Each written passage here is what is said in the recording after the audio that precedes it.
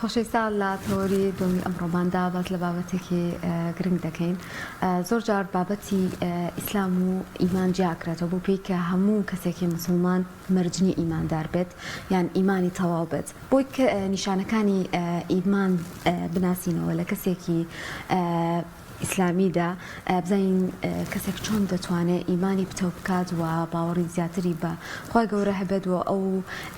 دروشمانی ئاینی ئیسلام بکە دووبارەیە کاتەوە تەنها دروشم نەبێ بەڵکو پابەندیەک بێ بە ئاینی ئیسلامەوە بتوانێت ئیمانی پێتەواو بکات. باسیێن بابەتە دەکەین بە میوانداری مامۆستا جەزا ئەحمەد بانکخواست کە لەم تەوەرە لەگەڵمانایە. مامۆستا بەخێر بە سپاس بامادەم. مامۆستا دەستپێک پێناسێکی ئیمان بکەینەوە. بسم الله الرحمن الرحيم. الحمد لله والصلاة والسلام على رسول الله وعلى آله وصحبه ومن والاه. اللهم اجعل أعمالنا كلها صالحة ولا تجعل لأحد فيها نصيبا. آمين. دەستان خۆش بێ خۆی گەورە پاداشتان باتەوە. ئیمان فەرمودەکە فەرمێ لەیسە الئیمان بالتەمەنی ولا بالتەحەلی. ئیمان بە خۆزگە نابێ، إيمان بقصنابه،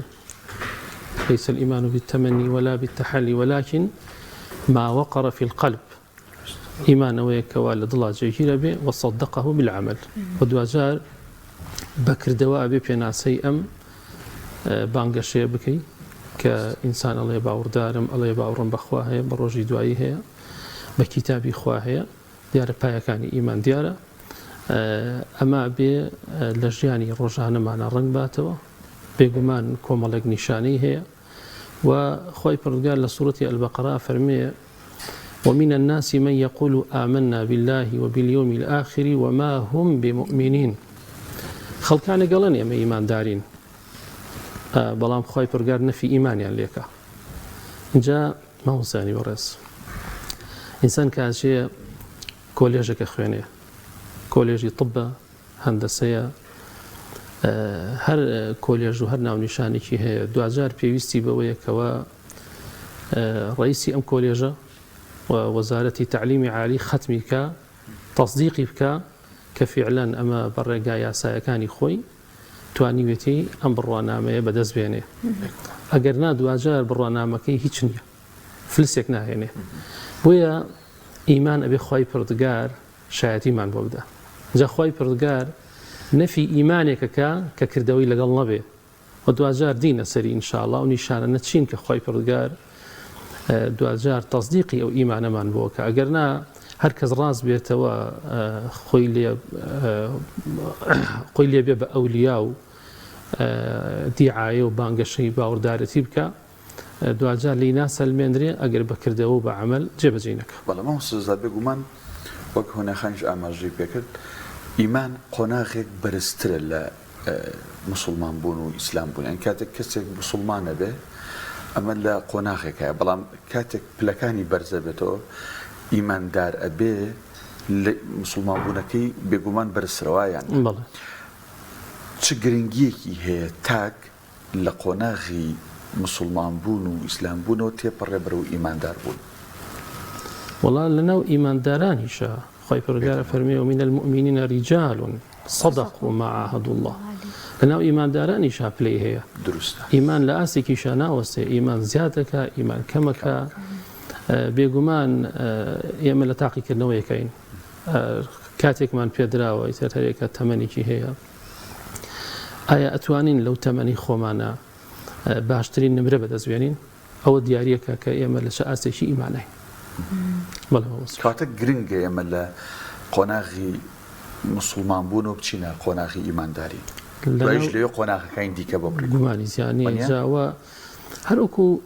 تاقیکردنەوەکان کە خۆمانەی بینین، ئایا کەسێک کە نمرەکەی 50 لەگەڵ کەسێک کە 60 70 بەرەو ژوور هەتاکو 100 وەکو یەک وایە گومانی زیانی. مامۆستا زۆر جار ئێمە خۆمان هەندێک پێوەرمانداناوە یان مشتومڕەکەن لە نێوان خۆماناڵین فڵان کەس زۆر ئیماندارە، ئەمە ڕەنگە هاکەزایی بێ، بەڵام ئەوەی کە هەیە لایەنی ئیسلامە نیشانەکانی کەسی ئیماندار چی و چۆن ئەناسرێتەوە؟ وەڵا نیشانەکان زۆرن،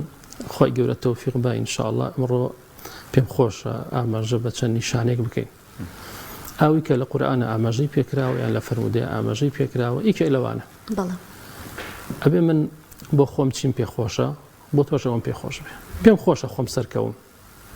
پێم خۆش بێت تۆش سەرکەوی وها کەزە باوەڕدارانی تر پێم خۆشە خۆم ڕێزم لێ بگیرێ ئەبێ پێم خۆش بێ ڕێزە تۆش بگیرێ و ڕێزە تۆش بگرم پێم خۆشە بۆ خۆم ماڵم هەبێ پێم خۆشی بۆ تۆش هەبێ پێم خۆشە خۆم سەرکەوم ئەبێ بۆ تۆش بە هەمان شت ئەوە حەسەد نایەڵێ ئەوە بەهۆی ئیمانەوە ئینسان ئەگاتەوە ئاستا پاڵپشت بە فەرموودە لا يؤمن أحدكم حتى يحب لأخيه ما يحب لنفسه أولا شو كاتك إنسان أي باش قل براكي بدا أي بيش كيني أولا شو ك أو يبو خود بيت خوشة لحرمته للرز ولمكانت بو برام بركات همان خزق بخوازي أو بس شيء كريه أو بواكريه كإنسان تعلقي بستوى بيوندي بستوى لقل خواي پردگارە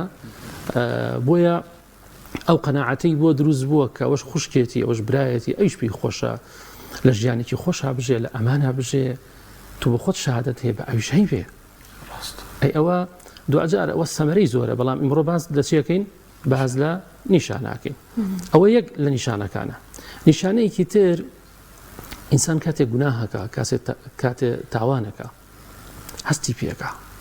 چونکە غیری ئیماندار هەستی پێ ناکە ئینسانی ئەکری ئیماندار بێ گوناهیش بکە کاتێک چاکەشەکە هەستی پێکە یعنی دڵەکەی کە چونکە ئیمانی تایە چونکە جوڵەی تایە چونکە حەیە زیندووە هەست بە چیەکە هەست بە چاکاکە وەکو لە حەدیثەکەیە فەرمێ من سەڕەته حەسەنەته هەر کەسێک دڵی خۆش بوو بۆی کە چاکێکی کرد سڵاوێکەکە لە کەسێک دڵی پێ خۆشە بۆ چونکە هەستەکە چاکێکی ئەنجام داوە ئیمانەکەیە ئەو هەستت پێ بەخشێ کاتێک کە 250 بەخێر کاتێک کە دەستی هەژارێکە گری کاتێک کە لەگەڵ دایکە لەگەڵ باوکە چاکەیەک ئەنجامەدەی بە هەر جۆرە لە جۆرەکان کاتێک کە ئاەتێک لە قورئانە خوێنیتەوە دەست نوێژەکەی دوور کات نوێژەکەی ئەمانە هەموو دڵت خۆشەکە بۆ پێچەوانەوە ئەگەر خراپەیەکت کرد ئەو کاتە دڵت ساغڵەت بوو پێغەمبەری خوا صلی الله عليه وسلم فەرمێ فذلكم المؤمن ئەوە چییە؟ ئەوە نیشانەی ئیمانداریە نیشانەی کاتێک کە ئینسان گوناهێک ئەنجامەدا غەیبەتێکە کە خراپەیەکە کە دڵی سەغڵەت ئەبێ بەڵام بۆ مەرجەی تەوبەی لێ بکە بۆ مەرجەی تەوبەی لێ بکە ئەمە نیشانەی چییە؟ نیشانەی ئیمانە خاڵێکی تر التەسلیم التام ئینسان ئەبێ ئینسانی باوەڕدار بە تەواوەتی تەسلیم بێ چۆن؟ خوای گەورە فەرمێ فەلا وەڕەبیکە لا يؤمنون حتى يحكموك فيما شجر بينهم إنساني إيمان دار لە هەر شوێنێکە کە ئاەتێکی قورئان هات کە فەرمووی ئەوە خواوە فەرمێ ئەوە پێغەمبەر وا فەرمێ صلى الله عليه وسلم ئیتر ئەبێ كان وقافا عند كتاب الله وەکو لە وەسفی ئیمامی عومەرە فەرمێ بەڕاستی ئێمە بێ بوەستین یعنی ئێمە چین لە ئاستی ئاەتە چین لە ئاستی حەدیثە هیچ نین اینجا با خۆمان حەزمان لێ بێ بە ئەهوامان هەبێ بۆیە کاتێک کە جۆمان لە ئاەتێکی قورئانە بێ و جۆمان لە فەرمایی شتێکە بێ ئینسانی ئیماندار نابێ بەڕاستی ملی باداتەوە بە هیچ جۆرێک لە جۆرەکان ئەوەش یەکێکە لە نیشانەکانی نیشانەیەکی تر نیشانەی تەوەکولە طبعا ئیمان بەرهەمیشی هەیە وانە ئیمان لە قوپۆپی هەیە ئیخلاص بەرهەمی ئیمانە تەوەکول بەرهەمی ئیمانە سەن کە باوەڕێ هەیە بەخوایە کە خاڵقی ئەم کەونەیە مدەبیری ئەم کەونەیە بەڕاستی خۆی بچووک ناکاتەوە یعنی بۆ وێنە لە باسی تەوەکولە کەسێکی دوکاندار بەیانی ڕوات دوکانەکەی کاتەوە دوکانەکەی لە شوێنێکی باش داناوە کاڵای باشی بۆ دێنێ و لە کاتی خۆیی کاتەوە دوکانەکە خزمەتی دوکانەکەکە لەگەڵ مشتری ڕووی خۆشە ئەمانە هەموو هۆکار و ئەسبابن بۆی کە کەسێکی سەرکەوتوو بێ لە بازاڕە بەڵام ئێوارە قەدەری خوا مشتری بۆ نایە تا ئێوارە ئیسفادێکی وای نەکردووە کوردەواری خۆماڵەکری دوکانەکەی دەرە نەکردووە ئەمە نابێ وای لێ بکە پەنا بۆ حرام بەرێ تەمەن ئەمە بۆ هەموو بوارەکانی تری ژیان ڕاستە مامساتوین بڵین ئەو تاقیکردنەوەی بەسەر ژیانی مرۆڤایەت بۆ تاقیکردنەوەی ئیمانەتی ینی زۆر جار مرۆڤێکە بینی زۆر ئیماندارە کاتێک موسیبەتێکی بەسەرایەک سەر جیاوازە لە کەسێکی تر جا ئەوەش باسەکەم بەس ئەگەر عەفوم بکەی پێم خۆشە ئەمە تەوزیحێکی لەسەر بدەم تەمان ئێمە لەوێ لەم بەرنامەیە هەر ئەوە سەرە قەڵەم و ئاماژە پێشتکردوانە ئێتە تۆ بێ قیاسیکەی ئەمە بۆ شتێکی تر بەس جێک تەوزیحێکی کورتی تیژە بدەین خوشکێک برایەک بڕۆنامەیەکی بەدەستێناوە شادێکی بەدەستێناوە کۆلێژێکی تەواو کردووە بەڵام دانامەزرێ لە هەر شوێنێک کە فۆرم تەوزیعکرێ لە هەر شوێنێک کە ئاگداری بڵاو کرێتەوە ئەم گورج و گۆڵانە ئاچێ شادەکەی خۆی تەقدیمەکە پێداویستەکانی گرێتە بەر بۆی کە تاعین بێ زۆریشی پێخۆشە تاعین بێ بەڵام لەلایەکی ترەوە کەسێک خوڵکی ئەکەن لایەنێک هێزێک وانە تەماحە خەنەبەری بۆی ئیرادەکەی بکڕن بۆ ئەوەی قەناعەتی پێ بگۆڕن و بۆ ئەوەی شتێکی ناڕێک و ناشەرعی پێ بکەن بەڵام ئەم ئامادە نییە بۆ چونکە ئەم ئیماندارە ئەم ڕۆژاناڵێ ئیاکە نەعبود و ئیاکە نەستەعین بەڕێگا یاسایەکانی خۆی ئەخذی ئەسبابەکە هەموو هۆکارەکانە گرێتە بەر بەڵام ئامادە نیە ئەلەیس الله بکاف عەبدا چونکە لە چۆ ئیلهام وەرەگرێت لە قورئانەوە ئیمانەکەی ئاو داوە ئەڵێ خوا بەس نییە من ئەوەی کە لەسەرمە مکەلەفم بەوەی کە ئەسبابەکان بگرمە بەر من ئامادە نیم وەکو دوکاندارەکە سوێنێک بە درۆ بخۆم اینجا با مشتریشم نەبێ با بازار با خەڵکەکەیتە هەر مشتری هەبێ من ئامادە نیم وەکو دەرچوویەکی کۆلێژ هیچ کات دینەکەی خۆم بدۆڕێنم ئیرادی خۆم بدۆڕێنم لە پێناوەی کە تاعین بم قەی ناکە با بەهەژاری بشێم وهكذا هەموو بوارەکانی تری ژیان ئینسان ئەبێ بە تەواوەتی تەوەکولی لەسەر خوای پەروەردگار هەبێ چونکە المؤمن يتوكل على الله وكأن الأسباب ليس بشيء إنسان إيمان دار أو اندبشتي بخواي پەروەردگار بەستووە و قایمە وەکو ئەسباب هەربوونی نەبێ ويأخذ بالأسباب وأسبابش ئەگرێتە بەر وكأن الأسباب كل شيء وكوي أسباب هەموو شتێک بێ ئێمە هەموو ئەسبابەکانە گرینە بەر بەڵام ئامادە نین هەموو دنیامان بنێ تەنازول بکەین شتێکی ناشەرعی و ناڕێک بکەین ئەوە اینجا عەفوەن پرسیارێکی جەنابی شتێک لە بیرمان بێ بەڵسا لەو بابەتەی کە باست کرد زۆر جار هەندێک تاقیکردنەوەیت بەسەر ژیانی مرۆڤدا باش ئەو تاقیکردنەوەانە دەکرێت بۆ تاقیکردنەوەی ئیمانی مرۆڤ بێت یان ئەو تا کەسێکی ئیماندار لەو کاتانەیە جیاوازی هەیە لە کەسێکی تر کە ئیمانی تاوانەیەیان ئیسلامی هەرها کەزای وەرد جابر ئەگێڕێتەوە فەرمێ سمعت رسول الله صلى الله عليه وسلم جملة پیغمبری خواب صلى الله عليه وسلم قبل موته بثلاثة أيام زور بوردي ودقيقي فرمودك أجرته سيروش بدل مردني رسول الله جملة بو يفرمو لا يموتن أحدكم إلا وهو يحسن الظن بالله آمان نكن بمرن يعني شي نكن سوار إنسان لمريه كواتا أجر مرد إلى سر إيمان بمره إلا وهو يحسن الظن بالله إلا أبي قماني باش بخواي فرقار برين يعني ناكري عجبا لأمر المؤمن إن أمره كله له خير آية إيشي إما هم خيرنيا أجر بلامان بسراهات ناراحتي من بسراهات بيقمان إما صبر قرين آرام قرين شون كده سرو آرام قرين خواي فرقار فاداش ما نداته أي باشا أي أجر خواي جورا نعمتي زوري بيداين دولة مني كردين خاني بيداين علمي بيداين حمو نعمتاني كهان خواي جورا بيداين إما شون تعامل قال نعمتي خواي فرقار هاكين أبي بي بزانين كأما هي إيماني هي خوايا هركات بيدوابو أو نعمته هي زبازوي خوته قال إنما أوتيت على علم عندي كبيدوايا أوكو قارونوتي كوهي منا خوم زيركم خوم لهاتم خوم شون خوتم ها هي شون وسطتي أنا الله كاكا يتر من شون خوتم الخيالي نية كاكا يك كروموسوميك يك فيروسيك شتيك تبو بعد تختوي بقربان بخوا بنجاش ناينا تبله هي خوايا بيد فال خوا بوي همو نعمتك كان خوايا بلا كانش كدي بسرمانا نبوني ندى سنك بيقومان كز رزقاري نابي يعني قسما بالله كزلم دنيا بامتحان درناشي إن جايتر أبي خومن آمادكين أجر خوشي هاد وانيا بزانك لخواويا بالشكر بكين شكر يعني بيزانين في بزانه ما هي تونية والله علمك هي تونية والله كساتك هي تونية بارك هي تونية يزك هي تونية هم هي خواي برقار بيداوي كاتية سيرد أكا بزانا شكرك به هي خواي زاني ئەگەر ناڕەحەتیشت بۆ هات سەبر ئێ باشە نمونەی دوو پێغەمبەر بەدوای یەکە لە سوورەی ساد بە ئەیوب فەرمێ نعم العبد إنه أواب وانيا أني مسني الضر وأنت أرحم الراحمين وأنت أرحم الراحمين واذكر عبدنا أيوب إذ نادى ربه لا دعاش كباسي سليمانك أيش هذا فرميشي نعم العبد إنه أواب وباسي أيوب كافر إنا وجدناه صابرا إما تؤبي نزور أرام قري بدو أيك لا يخاي فردقار أمج نعم العبد وأمج نعم العبد أولى شو أو هم فسخرنا له الرياح تجري بأمره رخاء حيث أصاب أولى شو كحمو كون لبردس يابو أمج لمالوا لجل آزارك ليتو بلام لا يخاي فردقار هر امتحانه امتحاني أموايا امتحاني أوايا بلام قرين قوي هرشان بس هري برزولي درسن ما وصل جزال أقهلنا من سورة مؤمنون كاتك وصفي عباد الرحمن أكريت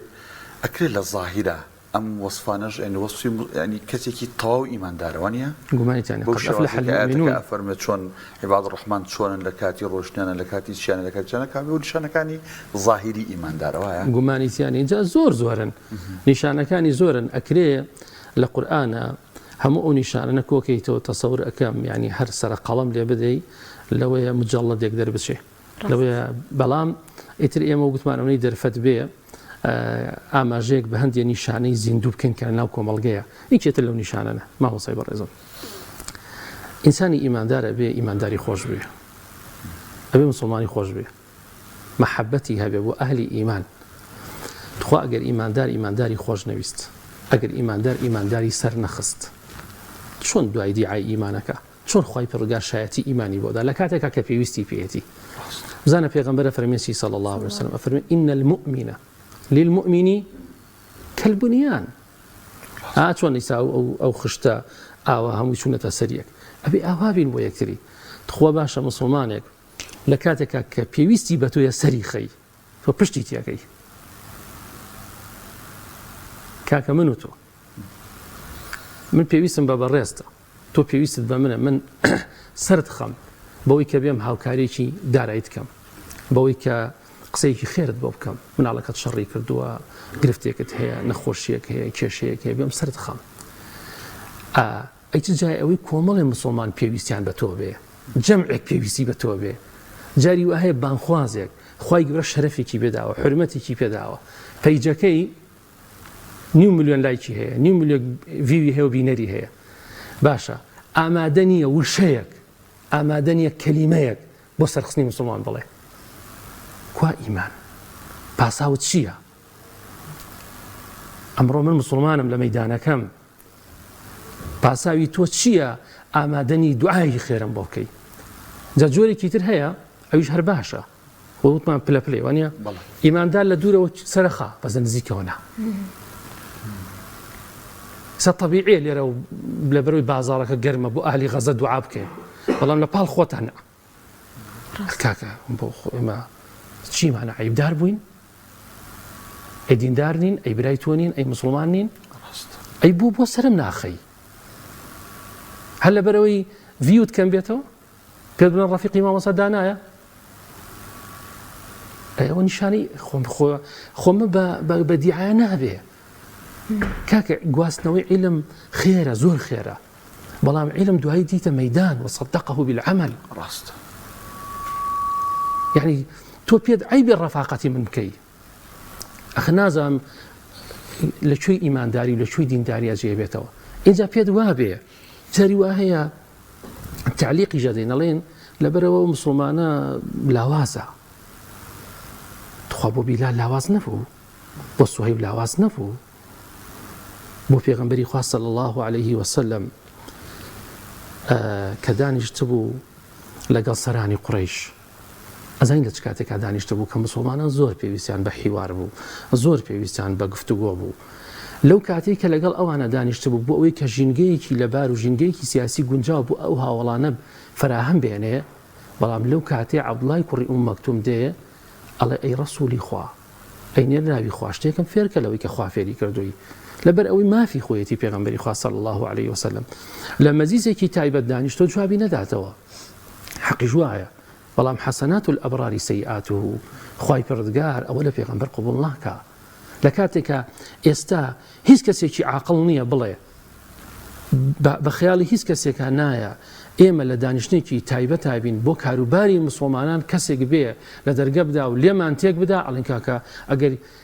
هەمووشی دقەیەکی نەخەیاندووە بەپی حاڵەتەکە تەسویرە قورئانەکە زۆر کەمی خەیاندووە ئەسڵەن عەبدوڵای کوڕی ئوم مەکتوم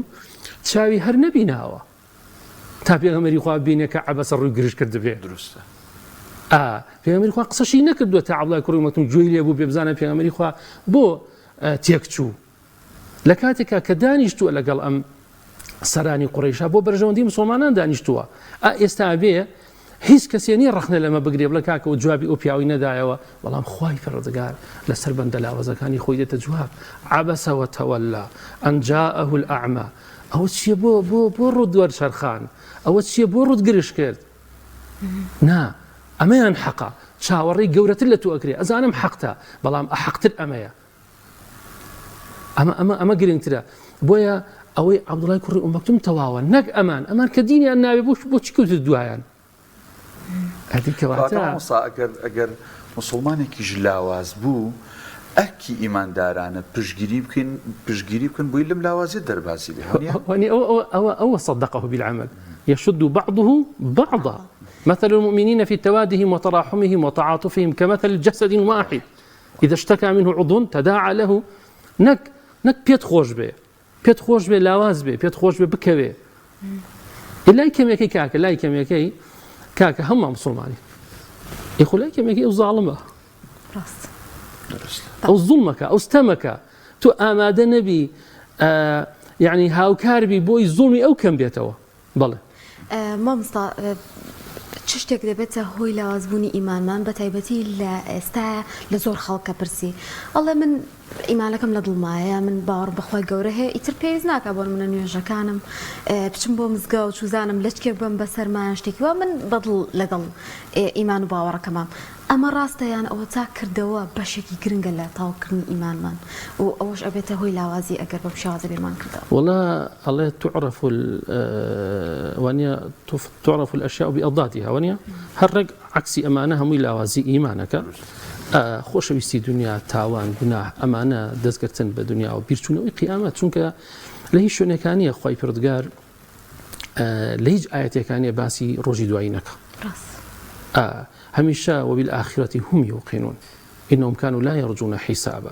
أو أنا باوران بروجي اللي برسينه ونيك الإنسان بيري بكاته وهو شيء هبي باوري بروجي ومن يعمل مثقال ذرة خيرا يرى ونيا حتى كوتا آيات كان بويا تاوان وجناه ولا إنسان كضل إنسان كان لخوشقة مجالس سوء إنسان لما زيك خرافة إذا خو نخوشي فكري نخوشي دروني زور ترجوازته وخيرات ترجوازته ولا نخوشي جستي بتايبتي امر مجالس او ايباد وموبايليه يعني مصاحبه او اكن او ني مصاحبه او مجلسه اكن هي مصاحبه مجلسه كترناكن كواتا او هو كاريك بويك ايمان زيادك وهو كاريك بوي ايمان كمك والله انسان جوي لقسيك خرابه به وان اخوي يقول كافر ختم الله على قلوبهم وعلى سمعهم وعلى ابصارهم خبوتشي بوتشي ختمان لدراوه چونکە قصد قلوبهم لشوني كتير قلوبهم الحمية حمية الجاهلية بو هلطشن بو يسر خونين يعني خوي فرقان لزور شونا باسي ضلكان بهوي تاوان والرقبة بهوي جناه والرقبة جناهش بهوي بيستنا يعني بهوي بينينوا باش أجر إنسان باوري بخواه به وانيا نانا باورم بخواهيا باش خوي فرقان يما أبينه يعلم خائنة الأعين أمان بينه كأوتشا ومان تماشيش جناهك ئەو چاوەمان شتێکی خراپە بینێ ئەو جۆچکەمان شتێکی خراپە بیستێ جا بۆ شتێکە چێ باوەڕت بێ کە پێغەمبەر صلی الله عليه وسلم ترساوە ئەی هاوار چۆن من و تۆ ئەڵا بابی بیستین و بابی زانین کاکە وەڵڵا مەی بیستە تێک ئەچی وەڵڵا قسەی خراپە بیستە تێک ئەچی دڵ دەروون تێک ئەچێ ئێستا من بێم لای جەنابەت باسی ماوسەدانە بکەم ماوسەدانە ئاوهایە وەڵڵا جەنابەت دڵت تێک ئەچێ ئیجا قسەی خراپە بیسی ئیجاش دیمەنی خراپە بینی ئەمانە هەموو هۆکارن بۆ ئەوەی کە ئینسان دڵی ڕق ئەبێ ئیمان لاواز ئەبێ وای لێدیە کز ئەبێ ئیتر خوای گەورە پەناوەندە هەتا ئەکوژێتەوە ختمی لێ ئەدرێ چونکە ختمی لێدرا بە کەڵک ناهێنێ مامۆستا جەزا لە کۆتایی بەرنامەکەین ئەگەر خاڵێک نیشانەیەک قسێکی گرنگ لەسەر ئەم بابەتەما بێ حەزەکەم بیکەی چکە بەداخەوە کاتەکە تەواو بوو وڵای مامۆستا ئەم نیشانانە زۆرن گرنگە یعنی من پێم وایە گەر چەند بەرنامەیەکی لەسەر بکرێ چونکە نیشانەکان بۆ خۆمان بۆ من و تۆش ضرورەوە نیە چکە قسە بۆ خۆمان بکەین ئەو تا حەدیثەکە فەرمێ اتق الله حيث ما كنت واتبع السيئة الحسنة وتمحوها وخالق الناس بخلق حسن أخلاق إيمان وخالق الناس بخلق حسن هەر کەسێکمان بینی ڕەوشتی بەرز بوو خەڵکی نەشکانەوە قسەی بە خەڵک نەوت تا لەبی قسە و قسەڵۆک نەبوو ئینسان بە بینینی دڵی کرایەوە ڕێزی لە جیران گرت وانە من كان يؤمن به هەمووی ڕەبتە بە ئیمانەوە من كان يؤمن بالله واليوم الآخر فلا يؤذي جاره من كان يؤمن بالله فليقل خيرا أو ليصمت کاکە پێتەنگ بە شەو ڕۆژ هەر قسە بە موسڵمان ئێخنەها بێ دەبێتەنگ بە بۆ خۆت باشە ئەمانە هەمووی ئەمانە پێوتێ ئەخلاق وخالق الناس بخلق حسن لە بێدەنگ بوونەکە پاداش دەسەکەوێت ئەگەر بێدەنگ بیت وەک لەوەی قسەیەکی خراپ بکەی وانە قسەی باشە زانی بیکە سەریان خا نایزانی بێدەنگ بە کاکە بێدەنگ بە نیشانی ئیمانە یخۆ ئیمان هەر بە قسە نابێ کاکە هەر من بڵم باوەڕدارم ئێخەتە کردەوەکەت پێچەواناڵێ ئەو بۆ منی ژوایە بۆ تۆ ژوایە بۆ خەسێکی تریش هەروایە کەواتە وخالق الناس بخلق حسن ئەگەر هەر کەسێکمان بینی ڕەوشتی بەرز بوو لەگەڵ خەڵکیە ئەوە نیشانەی ئیمانداریە هەر ئیماندارێکیشمان بینی ڕەوشتی نزم نەبووتی ئیماندارم ئەوە نیشانەی خەلەل لە ئیمانەکەی ئەگەر نەژڵێن ئیمانی نییە خۆ خەلەلی هەیە کەم و کورتی هەیە خۆ کاک خۆی ئێمەش مرۆڤین بۆچی ئیسا دانیشتوین ئەم بەرنامەی بۆ چییە ئەی بۆ ئەوە نییە پێکەوە دابنیشین قسە لەسەر کەم و کوڕەکانی خۆمان بکەین خۆی مناڵین هەر خەڵک کەم و کوڕی هەیە بەخوای منیش حبارێک کەم و کوڕیمان هەیە ئەمنەمان هەیە وەکو زۆر جار لە هاوڵان لە تابعین و توانە گەر تاوان بۆنی بەهاتەیە کەس دەورماندا ئانیشتانەنیش جا ئەلکەیس من دانا نفسه ئینسان نابێت تەسکیی خۆی بکە کاکە وەڵام منیش گوناهبارم کاکە کەم و کوڕیم هەیە ئەمڕۆ ئەم توانی جوزئی قورئان بخوێنن مەخوێندووە ئەم توانی ئەوە بکەم نەمکرد ئەم توانی ئەوە بکەم سەردانێکی نەخۆشێ بکەم سەردانی قەبرستان بکەم شتمان نەکردو کاکە وەرە بە محاسبەی خۆمان بکەین باواز لە یەکتری بێنین ئەوانە هەموو نیشانەی ئیمانن زۆر بەڕێز مامۆستا جەزا ئەحمەد بانخواست سوپاس بۆی کە لەم تەوەرەیە ئامادەبووی بێگومان قسەی زیاتر هەڵەگرێ بەڵام کار لەوە زیاتر دەرفەتی دەستان خۆش بێ خوای گەورە پاداشتان باتەوە یا ڕەبی